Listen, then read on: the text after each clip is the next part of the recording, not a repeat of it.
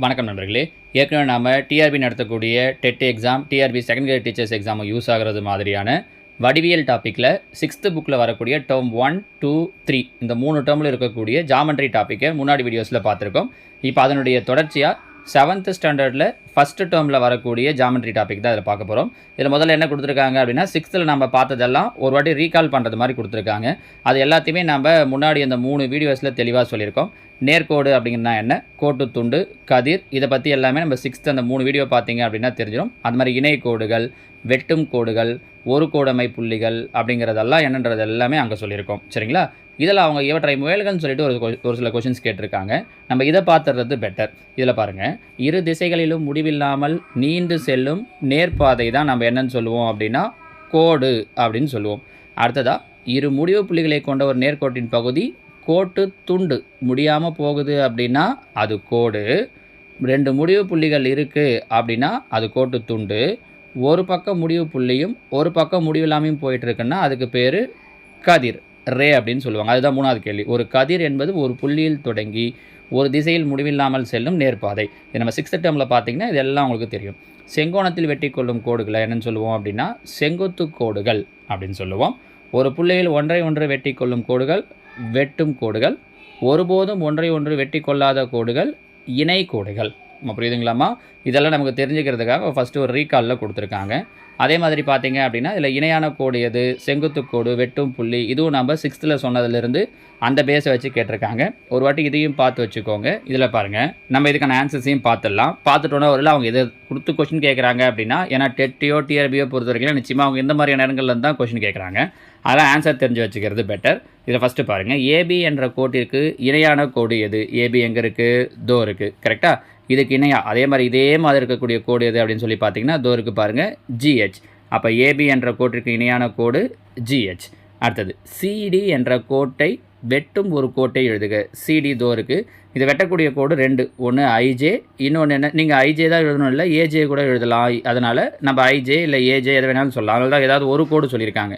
இது கூட பார்த்தீங்க அப்படின்னா தோ கேஏ இந்த கோடின்னு சொல்லலாம், கேஎல்னு சொல்லலாம், எது வரைக்கும் வேணாலும் சொல்லலாம். அதனால தான் ஏதாவது ஒரு கோடுன்னு கேட்டிருக்காங்க. இந்த ஃபஸ்ட்டு கொஷினை கேட்குறதுக்கான வாய்ப்புகள் இருக்குது. சரியா?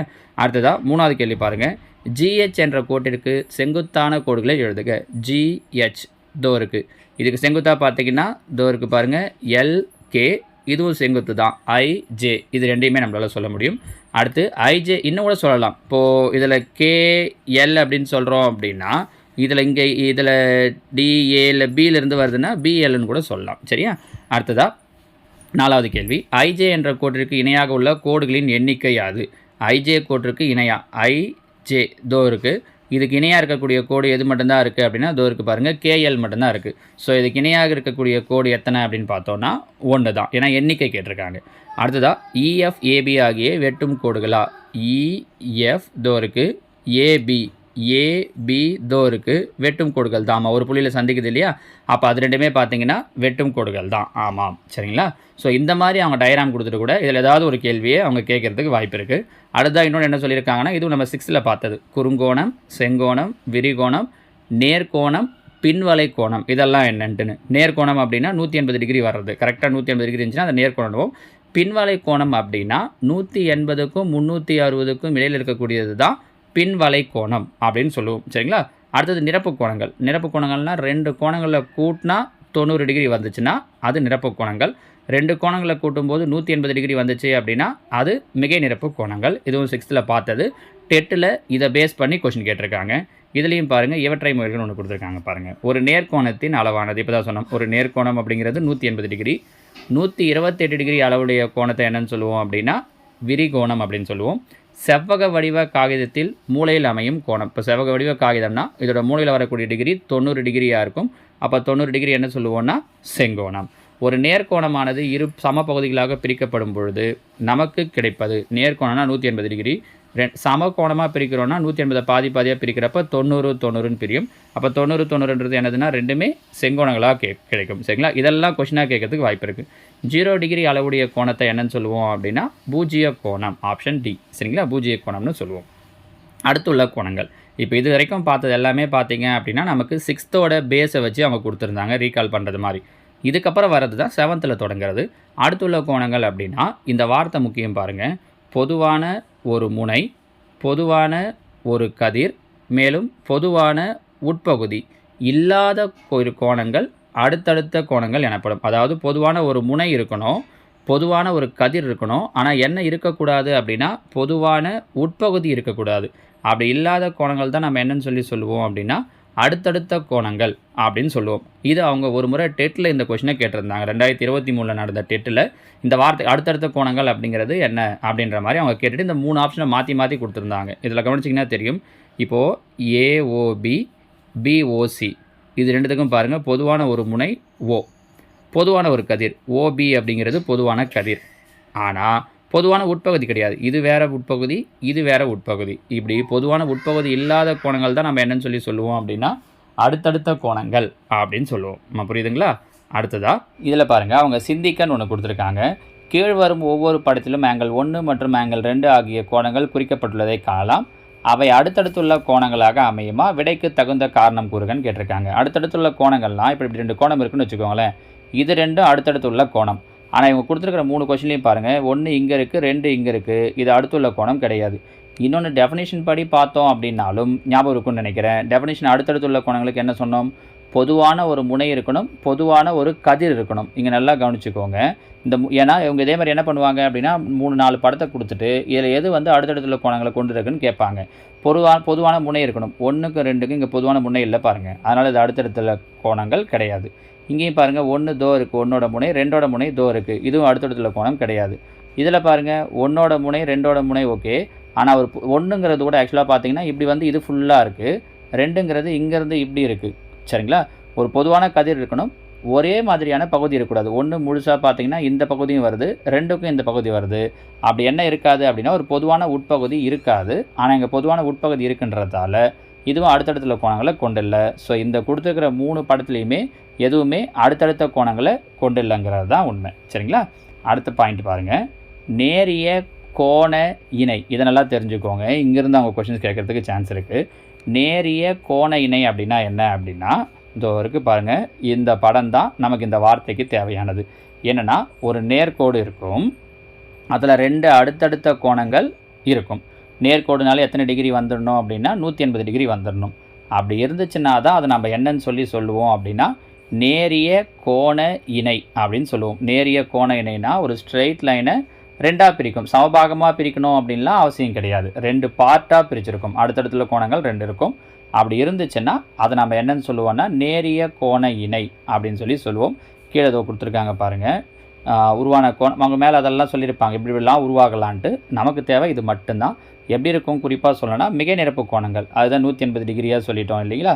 சரியா? மிக நிரப்பு கோணம் அமையும் அடுத்துள்ள கோணங்கள் நேர்கோட்டின் மீது அமையும் கோண நிலை, இதெல்லாம் தேவையில்லை. இந்த கோண இணைகள் நேரிய கோண இணைகள் இப்போ நம்ம சொன்னது தான். இதில் பாருங்கள், இதுதான் முக்கியம். இதில் இது 150 டிகிரி, இது 30 டிகிரி, கூட்டினா 180 டிகிரி வருது. ஆனால் இது நேரிய கோண இணையானா கிடையாது. ஏன் அப்படின்னா இது 2 என்ன கோணங்கள் கிடையாதுன்னா அடுத்தடுத்துள்ள கோணங்கள் கிடையாது. பாருங்கள், இது இங்கே இருக்குது, இது இங்கே இருக்குது.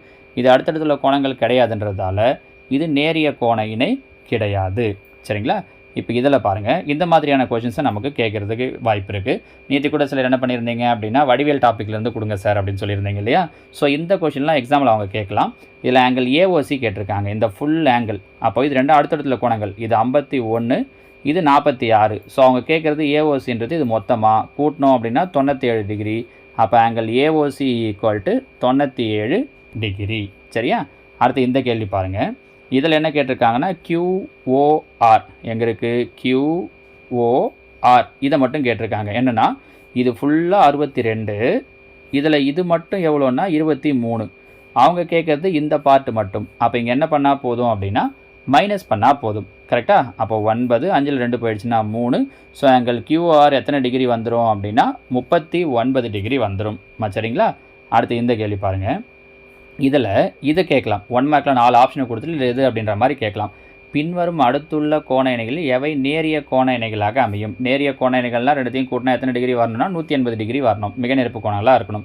89யும் 91யும் கூட்டினா 180 டிகிரி. அப்போ இது நேரிய கோண இணையாக இருக்கிறதுக்கு வாய்ப்பு இருக்குது. 105, 65 கூட்டினா 170. இது நேரிய கோண இணை கிடையாது. 7 2 9. அப்போ இங்கேயும் நேரிய கோண இணை கிடையாது. 40 140 180. அப்போ இது நேரிய கோண இணையாக இருக்கிறதுக்கு வாய்ப்பு இருக்குது. சரிங்களா? அடுத்தது விடுபட்ட கோணத்தை காண்க. இதில் பாருங்கள், இதில் விடுபட்ட கோணம் அப்படிங்கிறது இதில் இது 123 டிகிரி, இது எவ்வளோன்னு கேட்குறாங்க. இந்த ஃபுல்லும் 123 கிடையாது, ஏன்னா நேர்கோடு அப்படி இருக்கிறதுக்கு வாய்ப்பு இல்லை இல்லையா? இது 123, இது ஒரு ஸ்ட்ரெயிட் லைனுங்கிறதால மொத்தம் 180 வரணும். அதில் இந்த 123 போயிடுச்சு அப்படின்னா மீதி என்ன இருக்குன்னு பாருங்கள், 7 2 போயிடுச்சுன்னா 5. ஸோ இதில் விடுபட்ட கோணத்துடைய வேல்யூ 57 டிகிரி. அவங்க இந்த மாதிரி டயக்ராம் கொடுத்துட்டு கேள்வி கேட்குறதுக்கு வாய்ப்பு இருக்குது. இதில் விடுபட்ட கோணம் பாருங்கள், இந்த கோணம் தான் விடுபட்ட கோணம், மொத்தம் 180. அதில் இது ஒரு 46 போயிடுச்சு அப்படின்னா 10ல் 6 போயிடுச்சுன்னா 4, 7 4 போயிடுச்சுன்னா 3, 134 டிகிரி. அப்போ இங்கே விடுபட்ட கோணம் 134, 134 டிகிரி. அவங்க வடிவியலில் கொஷின் கேட்கணுன்னா ஒன்று ஸ்டேட்மெண்ட்டாக, டெட்டில் நிறைய ஸ்டேட்மெண்ட்டாக கேட்டிருந்தாங்க கொஷின்ஸை விட. ஆனால் இங்கே டிஆர்பியில் வரும்போது அவங்க இந்த மாதிரி கொஷின்ஸாக கேட்கறதுக்கு நிறைய வாய்ப்பு இருக்குது. இதில் பாருங்கள், 2 கோணங்கள் 3:2 என்ற விகிதத்தில் உள்ளன. அவை நேரிய கோண இணைகள் எனில் அவற்றை காண்க. நேரிய கோண இணைகள் என்ன சொன்னோம்? கூட்டினா 180 டிகிரி. அப்போ 3:2. அப்போ இது 3 பங்கு, இன்னொன்று 2 பங்கு, அப்போ மொத்தம் 5 பங்கு. அப்போ 5ஆல் அடித்தோம் அப்படின்னா 3 5 15, 6 5 30. ஒரு பங்குன்றது 36. அப்போ முதல்ல பாருங்கள் 3 பங்கு, 3 × 36, 3 18, 108. இன்னொன்று 2 பங்கு, அப்போ 2 × 36 72 டிகிரி. அப்போ அந்த கோணங்கள் என்னவாக இருக்கும்னா 108 டிகிரி, 72 டிகிரியாக இருக்கும். சரியா? இப்போ இதில் பாருங்கள், இது ரொம்ப முக்கியமானது. ஒரு நேர்கோட்டின் மீதுள்ள ஏதேனும் ஒரு புள்ளியில் அமையும் கோணம் 180 டிகிரி.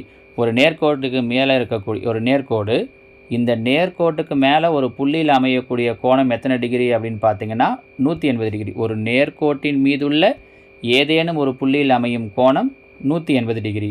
இதில் பாருங்களேன், ஒரு புள்ளியில் அமையும் கோணங்களின் கூடுதல் 360 டிகிரி. இந்த 2 ஸ்டேட்மெண்ட்டும் உங்களுக்கு வித்தியாசம் தெரியுதான்னு பாருங்கள். ஒரு நேர்கோடு, நேர்கோட்டுக்கு மேலே இருக்கிற ஒரு புள்ளியில் அமையக்கூடிய கோணம்னு கேட்டாங்கன்னா 180 டிகிரி. பொதுவாக ஒரு புள்ளியில் அமையும் கோணம்னு கேட்டாங்க அப்படின்னா 360 டிகிரி. ரெண்டுத்துக்கு வித்தியாசம் தெரிஞ்சுக்கோங்க. டெட்டில் ஒரு முறை 15ஆம் தேதி பேப்பர் 2ல் நடந்த கொஷினில் இதை அவங்க கேட்டிருந்தாங்க. சரிங்களா? நேர்கோட்டு மேலே இருக்கிற புள்ளியில்னா 180, சாதாரணமாக ஒரு புள்ளியிலன்னு கொடுக்குறாங்க அப்படின்னா 360 டிகிரி. இப்போ இதை வச்சு ஒரு கொஷின் கேட்டிருக்காங்க பாருங்கள்.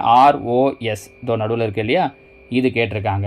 இப்போ இது 32, இந்த பக்கம் ஒரு 26, ரெண்டுத்தையும் கூட்டினோம் அப்படின்னா 8 58 டிகிரி. அப்போ நடுவில் இருக்கிறது வேணும்னா மொத்தம் 180 டிகிரி. அதில் இந்த 58 மைனஸ் பண்ணிட்டோம் அப்படின்னா 10ல் 8 போயிடுச்சுன்னா 2, 7 5 போயிடுச்சுன்னா 2. அப்போது ROSோட வேல்யூ என்ன வருது அப்படின்னா 122 டிகிரி. ஓகேவா? இதில் பாருங்கள், அதே மாதிரி எக்ஸ் டிகிரியின் மதிப்பை காண்க. இங்கேயும் அதே மாதிரி இப்போ தான் சொன்னோம், ஒரு புள்ளியை சுற்றி உருவாக்கக்கூடிய மொத்த கோணம் 360 டிகிரி. இதில் இது இங்கே பாருங்கள் என்னென்ன கொடுத்துருக்காங்க, 98 23 76. இது மொத்தத்தையும் கூட்டினோம் அப்படின்னா 8 3 11 6 17, மீதி 1 10 19, 197 டிகிரி. எக்ஸ் வேணும்னா மொத்தம் 360 டிகிரி. அதில் என்ன பண்ணிடுறோன்னா இந்த 197 டிகிரியை மைனஸ் பண்ணிடுறோம். அப்போ என்ன கிடைக்கும் அப்படின்னா 3, இங்கே பார்த்தீங்க அப்படின்னா 6, 2ல் 1 போயிடுச்சுன்னா 1. ஸோ எத்தனை டிகிரி வரும்? எக்ஸோட வேல்யூ 163 டிகிரி. ஓகேங்களாம்மா? ஸோ இந்த மாதிரி கொஷின்ஸ் கேட்பாங்க கண்டிப்பாக. நான் இதில் உங்களுக்கு இன்னொரு கொஷின் தரேன், நீங்கள் இதில் எனக்கு என்ன வரும் அப்படிங்கிறத சொல்லுங்கள். 2 கேள்வி தரேன் நான், ரெண்டுமே. இப்போ இதில் பாருங்கள், இது 30 டிகிரி, இது 70 டிகிரி, இங்கே எக்ஸு. நீங்கள் கண்டுபிடிக்க வேண்டியது இந்த ஃபஸ்ட்டு கொஷினில் எக்ஸோட வேல்யூ என்னன்ட்டு. 2வது கேள்வி பாருங்கள், இதில் இது 20 டிகிரி, இது 30 டிகிரி, இது 10 டிகிரி. அளவுகளில் நான் தோராயமாக தான் சொல்லியிருக்கேன். சரியா? இது 15 டிகிரி, இது 70 டிகிரி, இங்கே எக்ஸு. அப்போ இங்கே எக்ஸோட வேல்யூ என்ன? கொஷின் புரியுதா? 2 கொஷினும். இதில் எக்ஸோட வேல்யூ என்ன, இங்கே எக்ஸோட வேல்யூ என்ன? இல்லைன்னா உங்களுக்கு வித்தியாசம் தெரியணும் அப்படின்னா இந்த கேள்வி என்ன எடுத்துக்கிறேன்னா ஒய்ன்னு எடுத்துக்கிறேன். இப்படி வச்சுக்கலாமா? இங்கே எக்ஸோட வேல்யூ என்ன, இங்கே ஒய்யோட வேல்யூ என்ன? இது ரெண்டுத்துக்கும் என்ன ஆன்சர் அப்படிங்கிறத நீங்கள் கீழே கமெண்டில் சொல்லுங்கள். நான் இதோட அடுத்த பார்ட்டை உங்களுக்கு நாளைக்கு விளக்கமாக சொல்கிறேன். ஓகேவா? தேங்க்யூ.